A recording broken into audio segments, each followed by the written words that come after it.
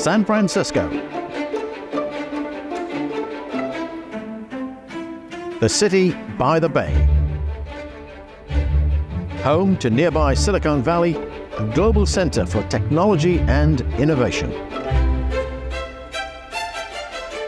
And this year's gathering of the 21 member economies of the Asia-Pacific region, known as APEC.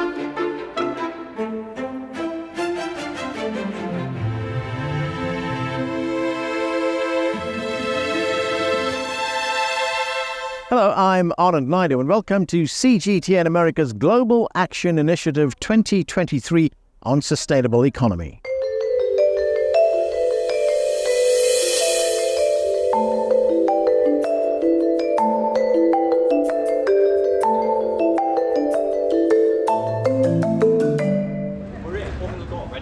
Amid global tensions and economic challenges, the leaders of the world's two largest economies, Chinese President Xi Jinping and US President Joe Biden, met on the sidelines of the APEC economic leaders meeting here this week. Trade, investment, food security, regional cooperation and sustainable economic growth were high on the agenda as business leaders and government officials focused on creating economic opportunity. The 21 Asia-Pacific member economies account for nearly 40% of the global population and nearly 50% of global trade. As environmental and social issues continue to pose risks to the basic quality of life for current and future generations, the challenge is to find common ground towards building a more inclusive and sustainable economic future. Climate change, conflict, resource depletion, inequality. Our world is facing critical challenges. The United Nations says only together can we change the way we live and consume, a political, social and economic effort to achieve a sustainable economy and help save our planet. As global concern about environmental issues intensifies, organizations are making sustainability a top priority. So how is this shift impacting individuals, industry and the economic landscape? One major area is energy. From renewables to electric vehicles, companies and governments are investing in green technology. According to Bloomberg NEF, global investment in renewables was up 22% in the first 6 months of 2023 to the tune of $358 billion. But that's not enough. That same report says the world needs more than $8 trillion over the next decade to align with the goal of achieving a net zero reduction in greenhouse gas emissions by 2050, keeping global warming well below 2 degrees Celsius. Clean power is essential to supporting the decarbonization of several sectors, including industry and transport, through more electrification.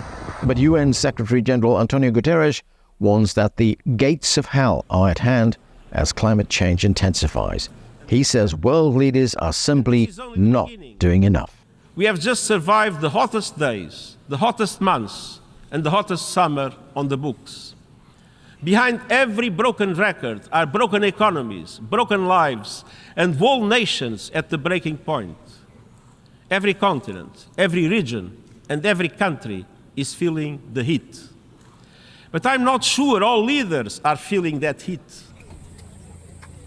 Another key component to achieving a sustainable economy is social equity. True sustainability means creating fair and inclusive opportunities for all, ensuring economic benefits are distributed equally to different segments of society. That means addressing such issues as education, affordable healthcare and housing, and income inequality. So where are we? While we're a long way from achieving a truly sustainable economy, some strides are being made. Geopolitical and trade tensions remain. But so do areas of cooperation. Many countries are behind schedule due in large part to the pandemic and global economic challenges.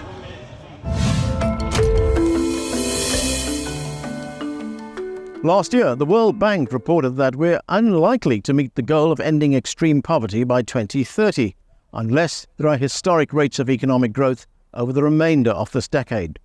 The UN's Akim Steiner acknowledges the setbacks and warns there is no miracle cure. You rightly point to COVID, to climate change and its impacts, and also to conflicts that are now happening at an unprecedented number. We have more refugees and internally displaced people in 2022 than at any year since the end of the Second World War. So yes, we are facing multiple crises, and one that you have not explicitly mentioned is also the fiscal crisis, because on the back of the pandemic, on the back of now an economic and financial crisis and debt crisis for many countries, the biggest challenge is how do countries that have no fiscal resources left, how do they invest in coming out of this crisis? In the last 2 years, our focus has really been on helping countries recover. Development is about moving forward. Development is about addressing poverty, but also investing in, for example, digital public infrastructure, because this is one of the greatest drivers right now of progress and recovery. Equally, in Africa, it is about expanding access to clean and affordable electricity. We have a new program for 21 African countries where we are supporting mini-grid solar programs. It sounds small, but if over the next few years, this $65 billion investment program, involving also private sector investors, works, 265 million people would gain access to electricity. So it's on digital, it's on electricity to address also access to clean energy. It's on economic stimulus packages that UNDP has focused on in helping countries recover from these crises. Yes, we have lost momentum, we have seen setbacks, and on many goals we have not progressed as we had hoped as a world family. Now, what is also clear is that we need to address some fundamental challenges: financing, debt problems, the ability to invest in each other's ability to recover. I believe that there is no miracle cure right now, but we know what needs to be done. And perhaps we always need to remind ourselves the world has collectively enough wealth to basically implement the SDGs even by 2030. But it is not flowing where it needs to. It is not accessible to those who need it the most. But above all, let's not forget that the targets, in terms of timelines and indicators, were ways in which we were to pace ourselves. The 17 Sustainable Development Goals are a framework for cooperation. They acknowledge that we are interdependent as countries. Even if we don't like each other, we depend on each other. And that has to be the idea that always must come first ultimately, because without that, we are condemning the next generation to an irreversible climate change. The next pandemic could be even more catastrophic, and poverty will continue to grow rather than decline. Later, we'll be joined by a group of environmentalists and stakeholders. But first, the World Bank tells us that sustainable economic growth continues to offer the surest path out of poverty.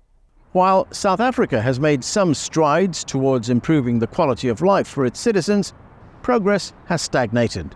More than 18 million people live in extreme poverty in a country with one of the highest and most persistent inequality rates in the world, while the African continent as a whole is also plagued by increased food insecurity and violence. Prior to traveling to San Francisco, I spoke with the former South African ambassador to the United States, Ibrahim Rasool. Given the fragility in Africa, but also its hierarchy, its pecking order in the developmental stakes, South Africa and Africa are relatively on the bottom rung. And so when it wants to set off on its development path, it does not necessarily have to do so off a pre-existing infrastructure, a pre-existing template of development, of manufacturing and so forth. It can actually imagine itself developing in ways which can be green, because we are not beholden as a continent to coal and fossils. We can begin to immediately use new technologies of the fourth industrial revolution, like we've done with the cell phones, because we don't have a overlay of fixed lines. And most importantly, we can also begin to utilize the youth dynamic that we have on the continent, because in addition to what you're saying, we also have the greatest youth bulge, and we've got to make that a blessing for Africa. So I think the absence of a long tradition and template of pre-existing patterns and the newness of our entry into the developmental stakes mean that we can grasp this opportunity without being held back. Now, Africa is the lowest carbon emitter, but it is affected, well, it's most affected by climate change if we look at it right now. I mean, how does a country like South Africa, for instance, diversify its economy to reduce its dependence on fossil fuels or the kind of resource extraction that we've been seeing? I think that resource extraction is going to be with us for a while, and so the first base of diversification has to be beneficiation. How do we add value to what already comes out of the earth? How do we turn gold and diamonds into jewelry and not send them raw to be developed in Brussels or in Antwerp or in London or in Israel or wherever the case may be? So I think the first diversification is to add value to the existing metals that come out of the earth.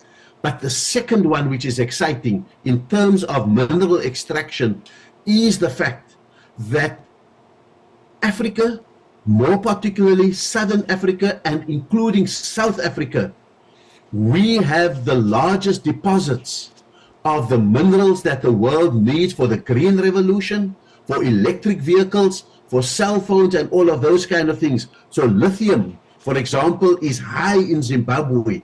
Rare earth oxides are all over Southern Africa. Rhodium, tungsten, all of those kind of things are going to be ways in which we diversify the kind of metals that we are mining for, and how do we bring that to the global revolution that is taking place. On the other hand, we must move away from what comes out of the earth to what we do in this. And so, for example, South Africa could become a base for electric vehicles for the African continent. We could become the base for automotives as a whole, for pharmaceuticals using our biodiversity. And so we've got to now also diversify the manufacturing capacity of South Africa and the African continent. And then on top of that, we have to also prepare for the service industries, because the extent of our natural resources, our wildlife, our jungles, etc., would be a place where people need to replenish their souls. And so tourism and the service industries can also grow as part of our diversification. Now, South Africa's sustainable development policies are largely focused on environmental sustainability, economic sustainability, as well as social sustainability. How would you assess the progress that's been made so far? I think those three sustainabilities are always going to be in tension. The needs are so much that a country like South Africa has to invest tremendously in a social safety net, and I suspect that that's what Africa is also going to challenge, just to be challenged with, just given the extent of poverty, inequality, and underdevelopment on the continent. The challenge will be not to put all our eggs into that basket, simply because what we need to be able to do is to manage the poverty while growing the economy, and at the same time growing the economy in new ways that is green, that is sustainable and not carbon dependent. And so, for example, South Africa has large deposits of coal, but it is introducing renewable energy so that it is able to sacrifice some of its natural advantages in order to usher in the new renewable energy supply as critical to the continent, and to develop that as well for the rest of the continent. So I think those three are going to be in tension all the time, but I think we're going to find the perfect balance as we go forward. There's also another challenge for a country like South Africa. There were figures produced by the African Development Bank which shows that the pandemic added to the number of people who became jobless and the number of people who fell into poverty. How is a country like South Africa coping with that? I think the immediate cope was to do what South Africa does best, and that is its default position: increase the safety net to catch those who were the casualties of COVID-19, in addition to all of those that were the casualties of apartheid itself. And so we've got the safety net broadly expanded. There's a great debate about whether that safety net should become a permanent income grant for those who are unemployed. But I think we've got to manage that, because that keeps the wolves away from the door. What we need to be able to do, on the other hand, is to create a culture of small, medium, and micro enterprises, and develop the entrepreneurial gene within the South African youth population, who don't have a memory of dependency on social security, but we need to be able to get them in. The unfortunate thing is that they are being challenged for that curve by other Africans who come in and take up the entrepreneurial space. As you say now, South Africa wants to use more renewable energy, despite the fact that it has large deposits of things like coal. But, you know, the changes that I envisaged, it's been called here a once-in-a-century opportunity to rewire its economy. The thing is there the political will right now to do that, to achieve that?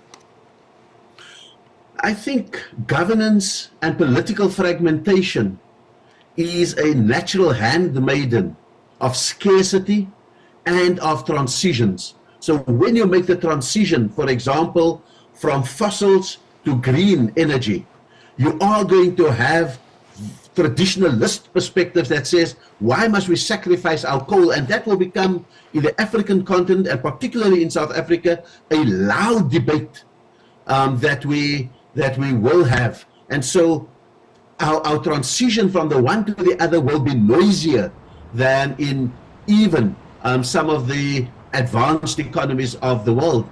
I think the fact that we want to now begin to change our direction in mining towards the rare earth metals and what the world needs today for the fourth industrial revolution is going to cause tension with the traditional gold mining, coal mining, and all of those kind of things. But it's going to be, is the will there? I think the fragmentation is going to be very, very severe. We're going into an election next year. We will see the first signs of that. We've not had a great immediate past legacy of decisive leadership, but I think that there's ever increasing a sense that this is the make or break moment. This is the moment at which we stand at the abyss, and unless leadership rises to the occasion, we will miss this boat, and we will be also rands in the great race for development in the world.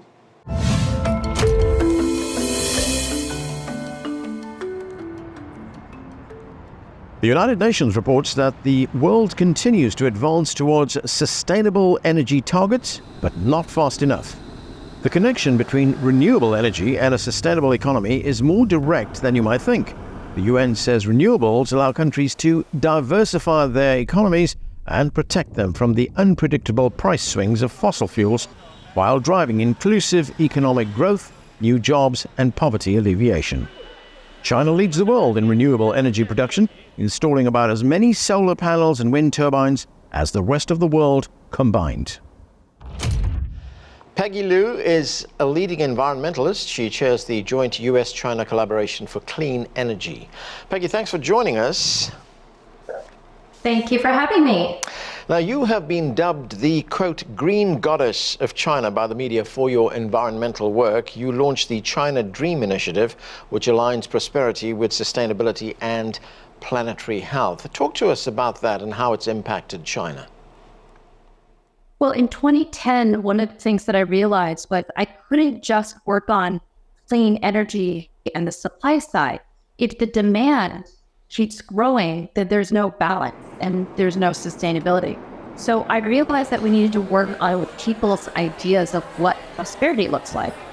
Blue sky, green grass, this needs to be normal for Chinese people. And in 2010, it wasn't. And so luckily, we brought in a lot of people from advertising agencies and from the press and from art worlds, and combined that with people who are experts in sustainability.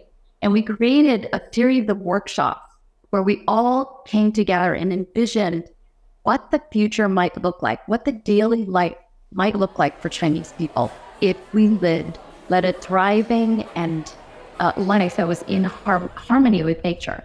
So this is, for me, how important it is for people to look to the future, to create from the future that they want, versus complain about what's going wrong today or wrong in the past. Now, your work involves consulting with governments and with businesses. How can companies contribute to green, sustainable practices? How do they work together?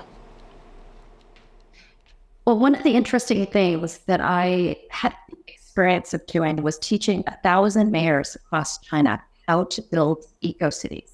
And I did this by working with businesses and with other governments to bring in best practices into China to let people travel without traveling and to expand their perception of what was possible. So Philips came in and taught about lighting. GE came in, McKinsey came in, Cisco came in, all these businesses that really looked to the future.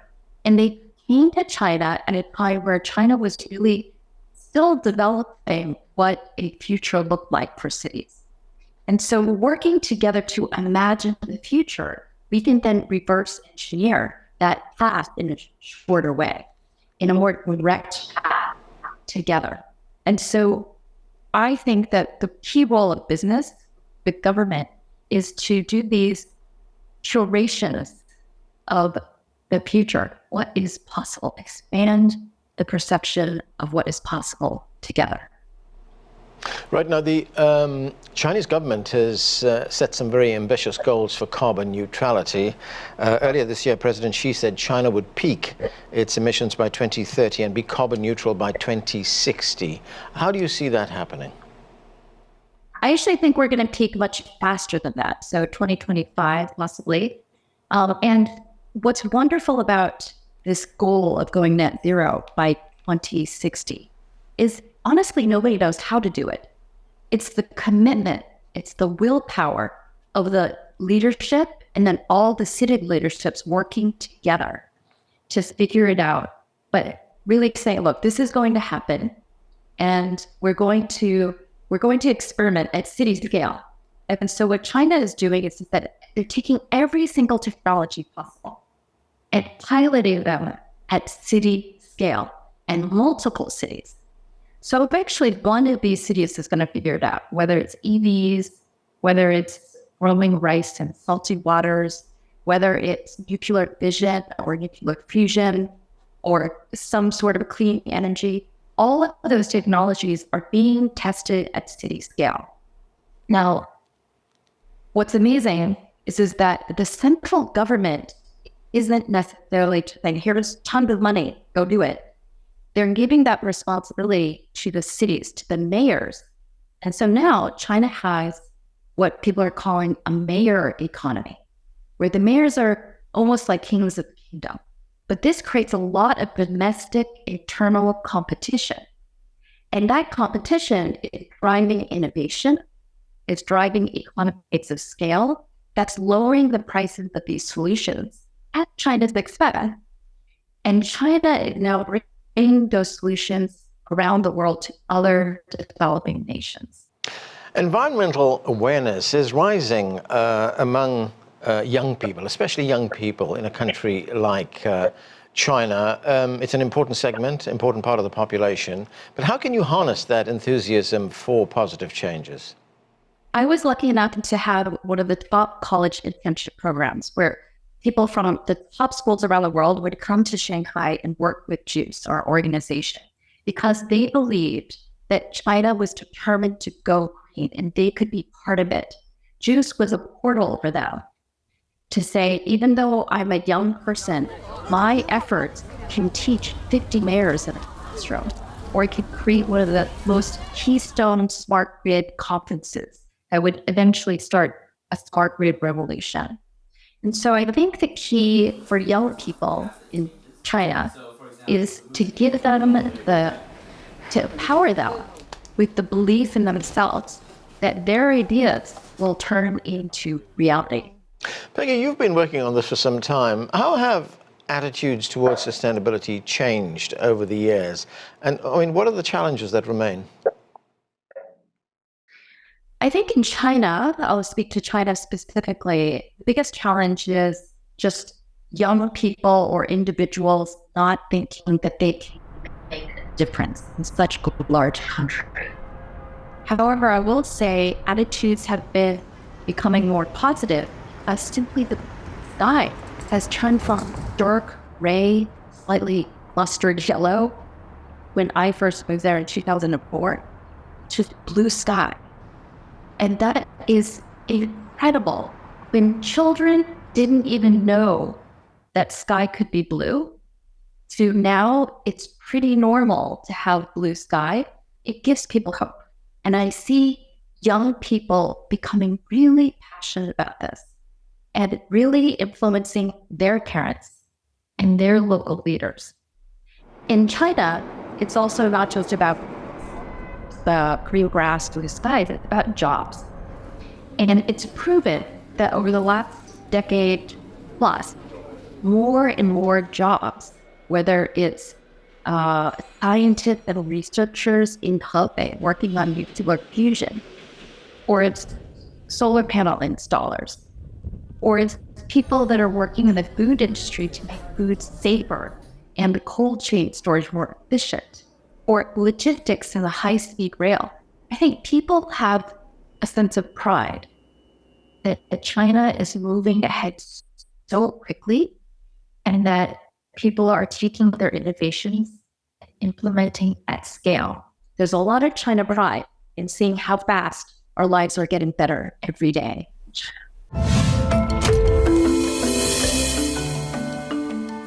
Mohammed Mahmoud is a senior fellow and the director of the Middle East Institute's Climate and Water Program. Yixing Xu served as the research director for Breakthrough Energy, a clean energy advocacy group founded by Bill Gates. Also with us is Jack Bobo. He heads the University of Nottingham's Food Systems Institute. And Carlos Manuel Rodriguez is the CEO and chair of Global Environment Facility, supporting developing countries' efforts to address the world's most pressing environmental issues. Thank you, everyone, for joining us. Carlos, let me start with you. The Global Environment Facility is the biggest source of biodiversity funding and climate change response in the developing world. It's financed more than 5,000 national and regional projects. You have said that restoring and conserving nature demands multilateral, country-led and private sector action. Explain that challenge to us in light of a world that is evolving all the time. Thank you so much. It is my great pleasure. We all need to understand that nature underpins human well-being and economic growth and stability. And with that respect, it's extremely important that we can be able to mobilize financial resources from all sources so we can see nature as a natural capital that needs to be managed the same way that we manage the human, financial, and cultural capitals within our own society and economy. Most of the funding to protect nature and to restore is done through national governments, national budgets, and public expenditures. But that has proven not to be enough, particularly in less developed countries and countries which are still very fragile in terms of good governance. So international cooperation, private sector investment are critical and complement to what governments are already investing in. Nevertheless, we have done the numbers, the academics and scientists have done the economic numbers in terms of what are the global financial needs. And we have predetermined that in order to protect nature and be able to implement the international agreements within the Biodiversity Convention, we need to mobilize at least $700 billion on an annual basis. Mohammed Mahmoud, climate change isn't just about biodiversity. Talk to us about some of the most pressing challenges the world faces when it comes to managing water resources sustainably. Yes, I mean, when it comes to climate change and its intersection with water resources, there are multiple dimensions that are impacted in how it bleeds over. I think one of the most direct ways that climate change affects water resources is at a first-tier level, diminishing available supplies. And specifically, when I talk about that, I'm referring to surface river systems. That is a significant source of supply for many countries and communities around the world. Advent of climate change brings on higher temperatures, like we've seen this summer.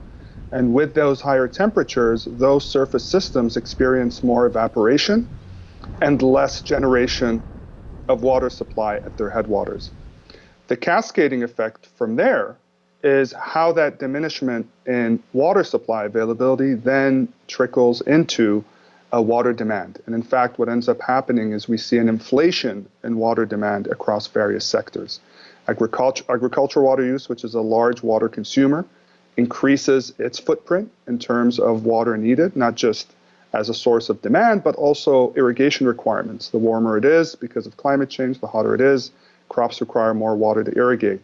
And we see a similar impact in other sectors like residential water use, where human populations, cities and urban areas also increase their water footprint, and then also other types of water use for industrial water uses that support cooling and power plants as well.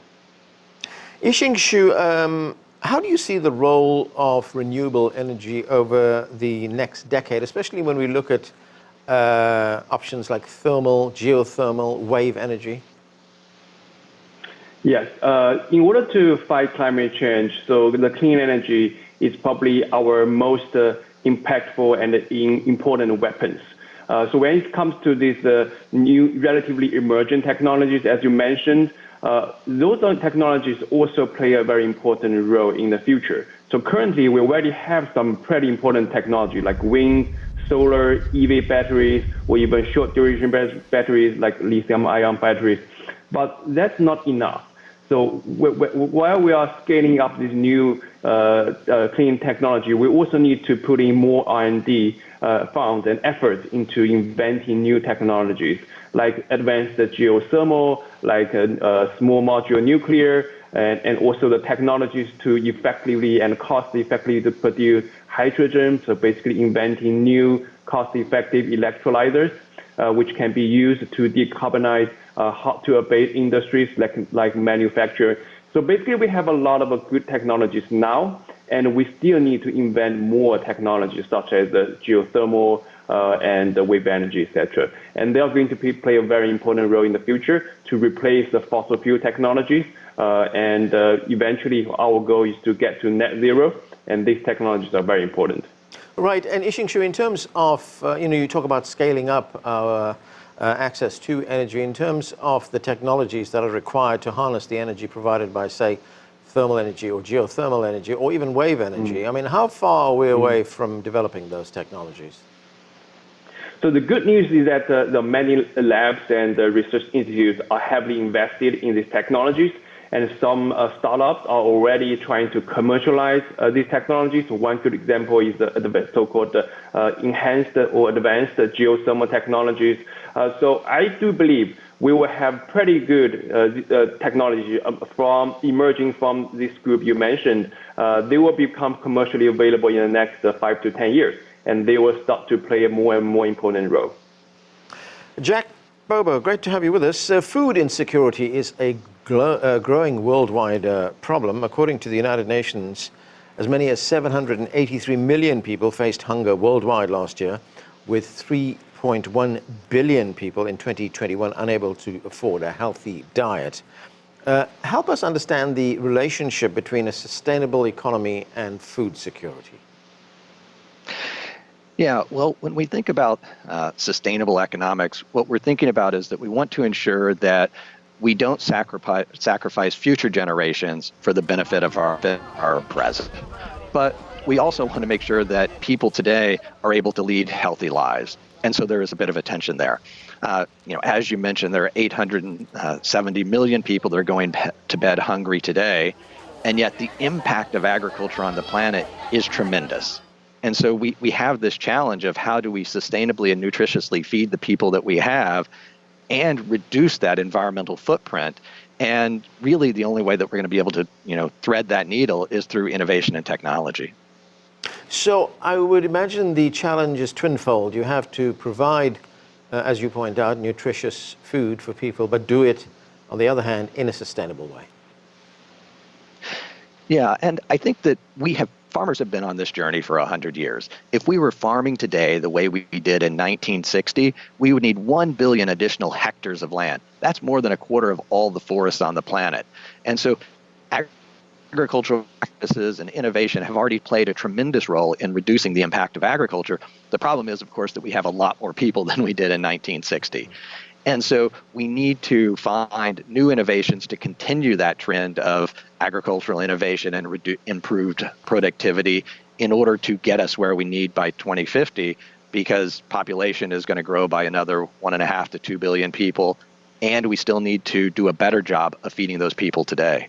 Mohammed, the World Wildlife Fund reports that 1.1 billion people worldwide lack access to water. By 2025, two-thirds of the world's population may face water shortages. Now, you have said that when we talk about adaptation, water has to be high on the agenda. So what are some of the more innovative water strategies that are being looked at right now?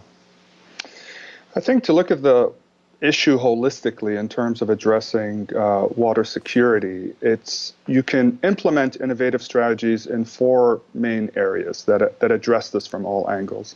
I think probably the obvious one, sort of picking up on what you just said, is how do you augment existing water supplies? And so this is looking at either acquiring new sources of water supply, and of course this varies from country to country and community to community, or extending the available supply a little bit further. So looking at expanding things like urban water reuse, water recycling, wastewater reuse, not just for non-potable uses, but also for drinking water needs. Another area of improvement is demand management in terms of innovative strategies. And what I mean by that is, how do we make our water use more efficient? How do we improve how water is consumed so that for the same amount of water available, we can stretch it a little bit further? And so that shifts from looking at supply towards looking at demand, sources of demand. Agricultural demand is very high in terms of its use of water, residential demand. And so there are various improvements and efficiencies in those areas that can be explored. Another area for potential innovative water strategies, which tends to actually be overlooked, but I think folks are paying more attention to it now, is how we transmit and store water. And so when we look at things like reservoirs and dams and transmission pipelines, are we maximizing their ability to transport water while minimizing losses, transmission losses? And certain parts of the world have networks that are quite old or neglected that they lose a significant amount of water that could have been utilized at the end point in terms of consumption. Yixing Xu, when we talk about renewable energy, one of the critical aspects of that, of course, is the storage of that energy. What do you see as some of the most promising technologies in renewable energy right now? So energy storage technologies is critical in decarbonizing the whole economy, especially important in helping us achieving net zero by 2050 or 2060.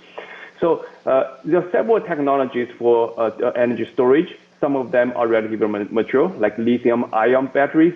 So those are so-called short duration energy storage technologies. Normally they can last they can be charged or discharged for about 4 hours or up to 8 hours. It's relatively short duration, and mainly these technologies relies on the lithium-ion batteries. And we do need new technologies to store energy for a longer period of time.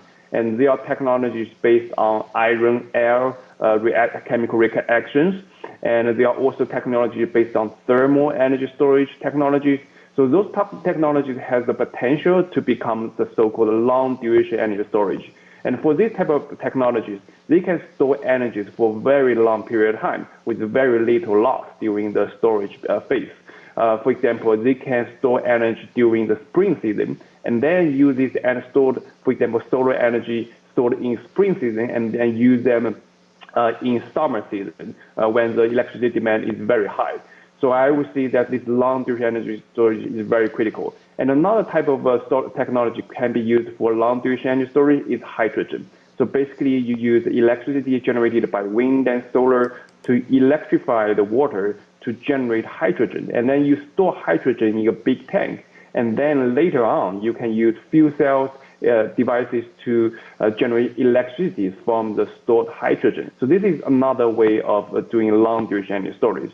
So these are I would say, the most promising 3 technologies which can be used for long-duration energy storage, and they are very critical for the success of fighting climate change.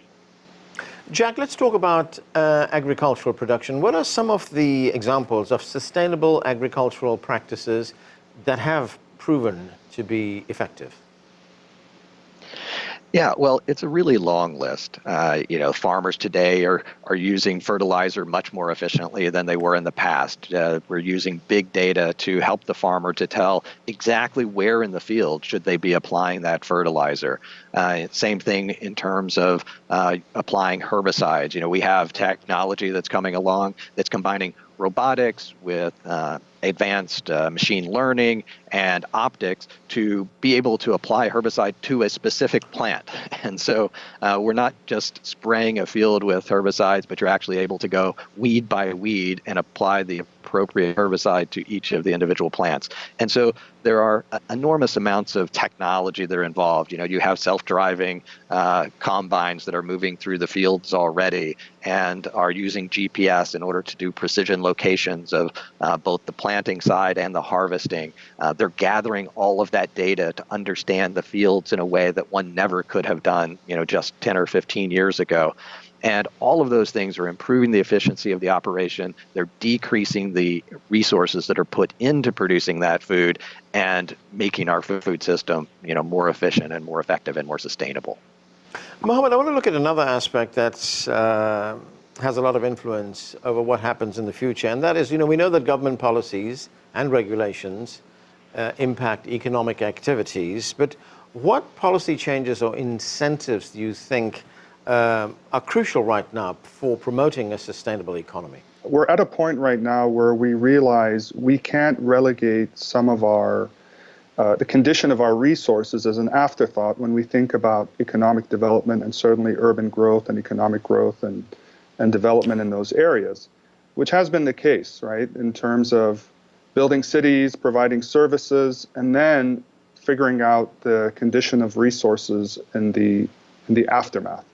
And for a lot of communities around the world, we see that happening right now. We've reached a point where the planning is quite limited in terms of resources available. And specifically, we can talk about water resources in that regard, where in the news over the last year or so, communities in the southwest of the United States have essentially hit a wall in terms of not being able to provide sufficient water to their communities because they put economic growth plans ahead of what can actually sustain them. And so I think moving forward, certainly proactively for communities and cities and areas that aren't at that point, really need to start thinking about not just creating jobs and economic opportunities in areas where it makes sense from a business perspective, but also look at what can be sustained in terms of the resources and services available to be able to propel that type of economic growth forward. There's nothing more important for the future of for the future of biodiversity than the way we manage our food and agricultural systems. Ultimately, our whole economy, of course, depends on a functioning planet. So the entire economy is also dependent on biodiversity. And we need to manage economic development in such a way that we can limit those negative impacts that current activities have. Around $44 trillion, more than 40% of the world's projected GDP this year, is moderately or highly dependent on nature. Globally, some 1.2 billion jobs depend on the effective management and sustainability of healthy ecosystems.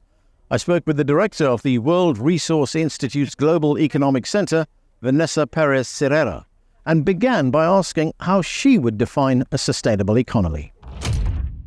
Simply put, a sustainable economy should work for people, nature, and climate. And how we define that, we know that for climate, we need to reach net zero as a planet before 2050, right? On the nature side of it, we need to live within the carrying capacity of the planet. At the moment, we're using 1.6 planets a year, right? And we've depleted more than 60% of all species on the planet.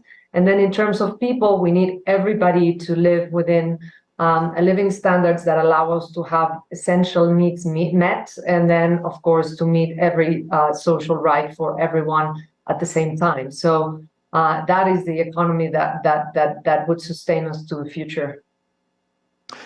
There was a report which was issued by the World Bank, and it said that the collapse of some ecosystem services, that's how I put it, and these services are provided by nature, things like wild pollination, marine-based food, and timber from native forests. The collapse of those services could result in a decline in global GDP of $2.7 trillion annually by 2030. That's not far away. And sub-Saharan Africa and South Asia would be hardest hit. Is there any way that we can reverse that to fix it? For sure, we need to reverse that, and those estimates are probably conservative estimates. When we think about just and safe planetary boundaries, biodiversity is a boundary that we have overshoot first, even first than climate change, but people don't notice it, because until we have our shelves in the supermarkets empty and we see the value of biodiversity in our everyday life, it's hard for us to realize how bad the situation is in terms of the status of our global ecosystems, no?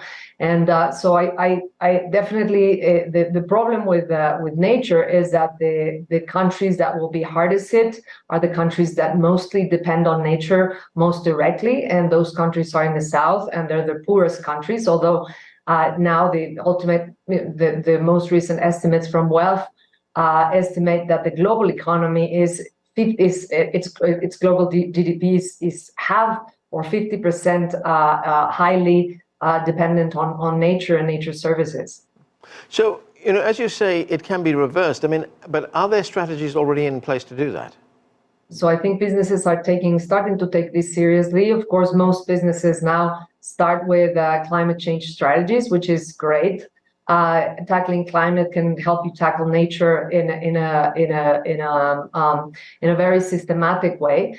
However, there's much more to be done. I would say the three major rainforests, which are the Congo Basin, the Indonesia Big Basin rainforest, and then the Amazon, are the ones that are basically sustaining a lot of the wealth of biodiversity in the planet, and also are without them we won't be able to achieve the Paris Agreement, and they're losing forest super rapidly. Right, and Vanessa, what is your assessment of the steps that are being taken right now by government, by the private sector, even by people, that's society, that will ensure that we have a more sustainable economy and one that protects the environment? The concern about the impact that we're having on the environment has never been higher in the minds of consumers, of people.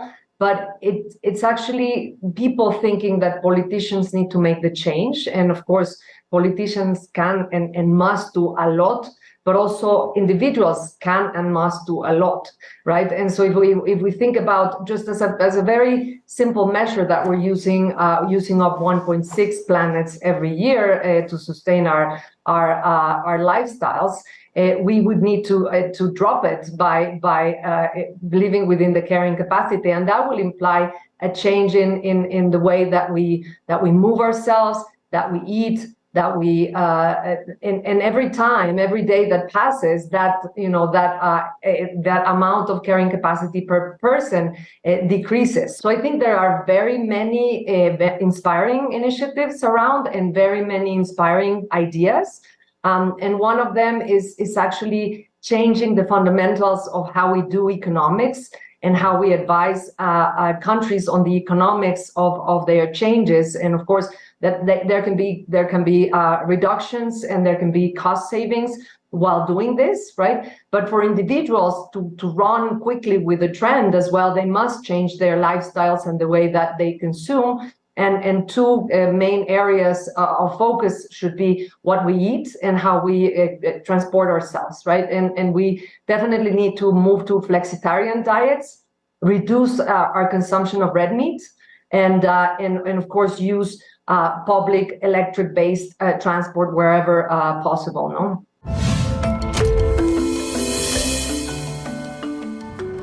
Earthryn Cousin served as the U.S. ambassador to the UN Agency for Food and Agriculture. She's currently the founder and CEO of Food Systems for the Future. the theme at this year's APEC meetings is creating a resilient and sustainable future for all. The United Nations would like to end hunger and promote sustainable agriculture by 2030. That is not far away. Can it be done? I'm a forever optimist, but I'm also a pragmatic about these issues. And the reality is, unless governments, economies, the private sector collectively work together to invest in the changes that are necessary, we will not achieve the Sustainable Development Goals, including ending hunger, because our food systems are off track.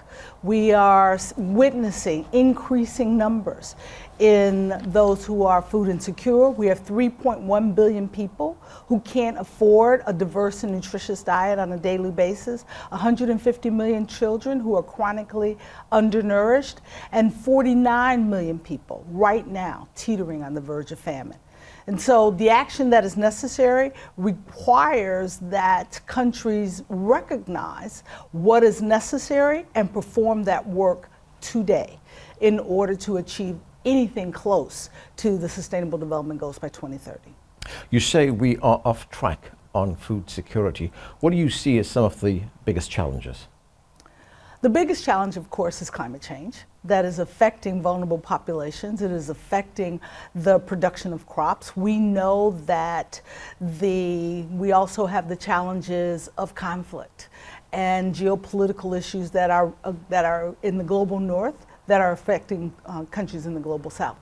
We know today that conflict is affecting 4 out of 5 of those who are suffering from acute hunger is directly related to conflicts in the world. We also know that the realities of lack of investment and in places that are deemed too risky by private sector are limiting the ability to scale those activities and those businesses that are working. And so we can point to what is holding us back. The question is whether or not we are, as a global community, willing to perform and invest in different ways than what has historically been where capital has flowed, where knowledge has flowed, where opportunities flowed. And it's only if we can make that shift that we will begin to see the changes that are necessary. So from what you were saying, it appears that this is a complex series of challenges, all interconnected, which will of course require a complex series of solutions to get back on track. Do you see the world, the major food producers coming together to resolve this? What a great question. Yes, the food system is complex. There is no silver bullet to addressing the challenges that are impacting our inability to create a sustainable transformation of the food system. And what we require is a diversity of solutions that are context-based, that support what is necessary in each of the countries and as well as at the local areas to ensure that we can increase production as well as support the food system from the farm gate all the way to the consumer in a way that maximizes the access to affordable, nutritious food. And that challenge requires the research that is necessary as well as the financing that we've discussed, but also the commitment from governments to invest in the policies that will support food systems and agricultural production systems that can provide the financial return to all of the stakeholders, from the farmer to the manufacturer to the investors in that system. And we can, at the conferences like APEC, we can commit to performing the work, but it is unless each government performs that work on a national basis that the change will actually occur. The challenge of collective action is one that governments can lead on bringing all of those various actors together, but it is not until the parties, whether it's the NGOs, the private sector, the academics or funders, as well as indigenous populations, can embrace the opportunity of that collective action where it actually works. It gets beyond just words that we use about what we want to do. Because I've seen too many NGOs today say that there's no place for private sector at the table. We're not going to get there if we don't have private sector. And private sector needs to recognize that they can't always do what they've always done.